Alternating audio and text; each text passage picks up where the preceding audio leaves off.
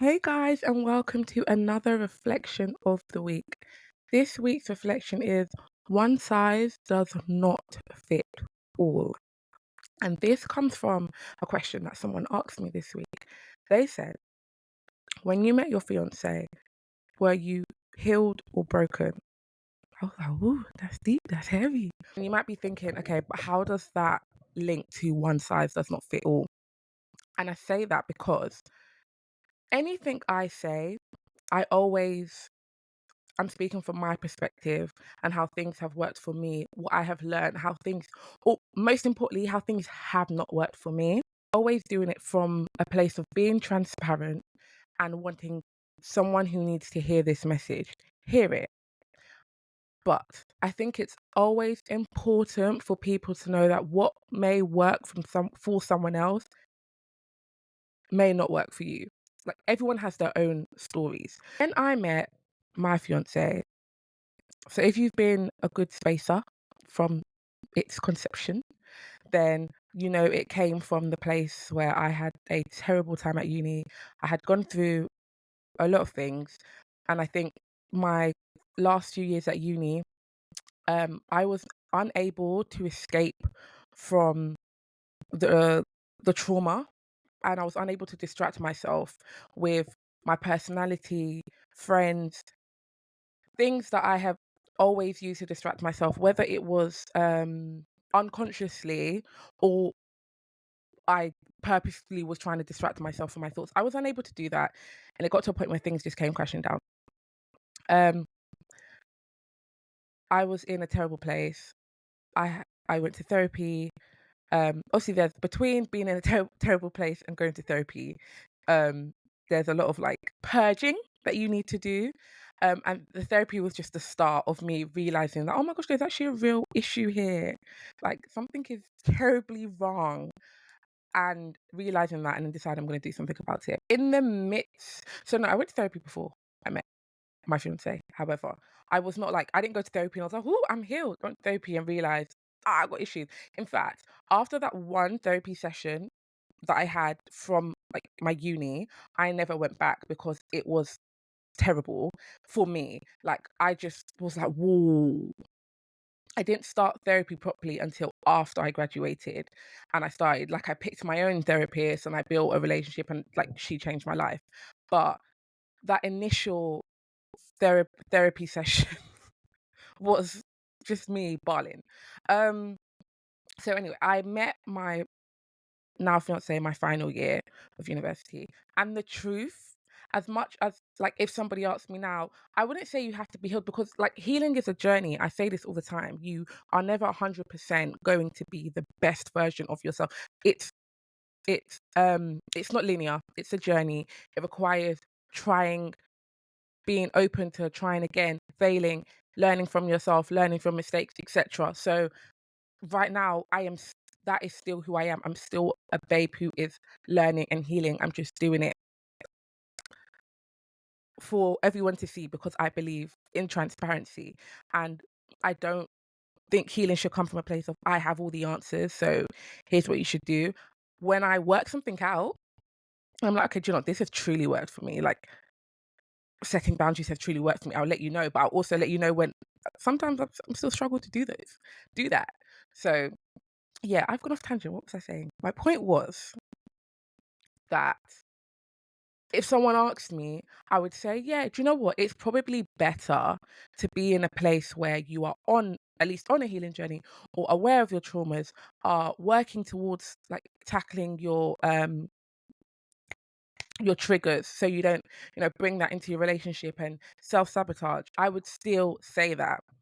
But in honesty, I hadn't even begun what I now know as the healing journey at that time.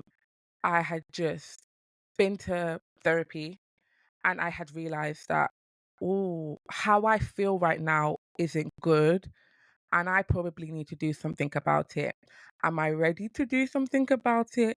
Probably not. I don't think that came until the first like year of my relationship when I was like, oh, okay, I need to go to therapy. I need to start putting the work. Yes, the trauma is not my fault, but it's up to me to to put my foot down and start making the changes because I can't let this define me. That didn't start coming until a year on. And I'm grateful that God blessed me with a partner that did not take advantage of the fact that I wasn't at that stage yet. And that is why I'm always like, be careful, because not not not not all sizes are the same. Not every person's the same. Not everyone is built the same. Not everybody's heart is the same. And there are people that will take advantage of the fact that you have trauma, that you are not working to be the best version of yourself, that you are not 100% confident in your being, that you like, they will use these weaknesses and try to make you feel worse about yourself. They can coerce you, they can bring your self-confidence even lower. They can make it so that they are the center of your life because they know that right now, oh, she's struggling. So if I make her think the only good thing in the world is me, I can really, and vice versa. A woman can do that to a man, but I'm obviously speaking from my experience. Um, yeah, so that's why I would like, to me, I would say one size does not fit all.